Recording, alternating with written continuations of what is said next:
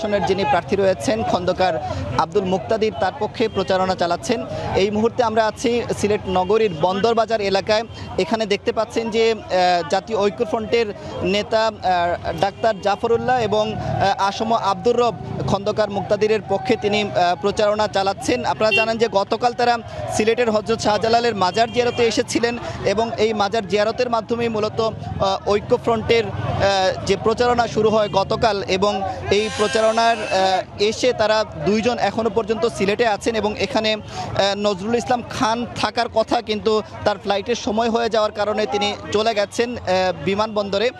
এবং ওনারা আমরা যেমনটি জানি যে আজকে বিকেল পর্যন্ত সিলেটে থাকবেন এবং সিলেটে তারা প্রচারণা চালাবেন খন্দকার আব্দুল মুক্তাদিরের পক্ষে। এবং তাদের প্রচারণায় যেমনটি তারা বলছেন যে এবারের নির্বাচনে হবে হচ্ছে যে জনগণের ক্ষমতা জনগণের হাতে ফিরিয়ে দেওয়ার জন্য তারা ঐক্যফ্রন্ট করেছেন, এমনটি বলেছেন গণমাধ্যম কর্মীদের সঙ্গে কথা বলার সময়।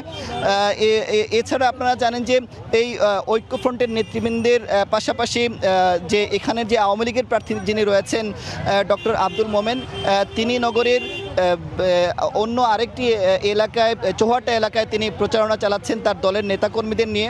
এবং তিনি বলছেন যে সিলেটে যে গত 10 বছরে যে অভূত উন্নয়ন হয়েছে এবং এই উন্নয়নের কারণেই এবার নৌকার পক্ষে গণজোয়ার সৃষ্টি হয়েছে এবং মানুষ নৌকাকে ভোট দিয়ে আবারও উন্নয়নের পক্ষে রায় দিবে, এমনটি আওয়ামী লীগের নেতৃবৃন্দ প্রত্যাশা করছেন।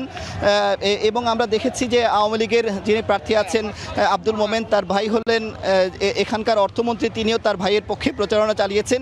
এবং জানেন যে অর্থমন্ত্রী এখানকার দুইবারের হচ্ছেন সংসদ সদস্য এবং বর্তমানের অর্থমন্ত্রী, এবং তাদের পারিবারিক একটি বিশাল ব্যাকগ্রাউন্ড রয়েছে। সেই বিষয়গুলো কাজে লাগিয়ে তারা এবার নৌকার পক্ষে ভোট চাচ্ছেন। এবং ঐক্যফ্রন্টের নেতৃবৃন্দ বলছেন যে তারা দীর্ঘদিন থেকে ক্ষমতায় নেই এবং এবার যদি ক্ষমতায় যান তবে সিলেটের যে আর্থসামাজিক উন্নয়নে তারা অনেকটা কাজ করবেন। এই ছিল আমার হাতে সবশেষ খবর। সিলেট নগরীর বন্দরবাজার এলাকা থেকে নির্বাচনী প্রচারণার খবর জানাচ্ছিলেন সহকর্মী আব্দুল আহাদ। দেখছেন সময় সংবাদ।